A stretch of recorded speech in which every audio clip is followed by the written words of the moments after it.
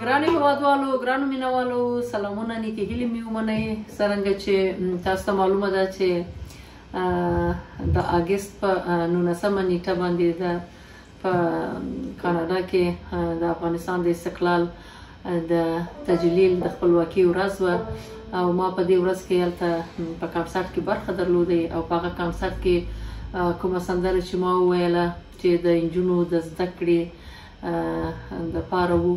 زه ډېر احساساتي شوم هلته خپل احساسات مې نه شوی کنټرول کوی په سترګو کې مې ژړا او په ستوني کې مې ژړا راغله نو زما هغه ژړا ډېر رسنایي شوه هغه سندره ډېر خلکو خوښه کړله او ډېر خلک په هغه باندې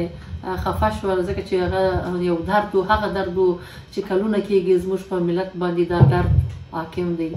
نو زموږ د میرمنو درد و زما د ولس درد و زما د هغه نجونو د هغه میرمنو ژړا او درد و چې کلونه کېږي د علم د رڼا نه په کور کې محکومې ناستې دي او د علم د رڼا نه محرومې دي نو دغه سندره زه غواړم تاسو ته یو ځلې بیا هم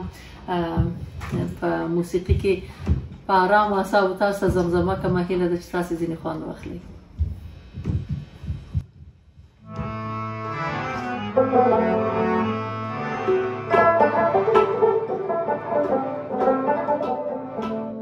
نامو په دنیا وبخښنه په آخرت نامو په دنیا وبخښنه په آخرت ای د وطن لورې تا ته ټولې ملامت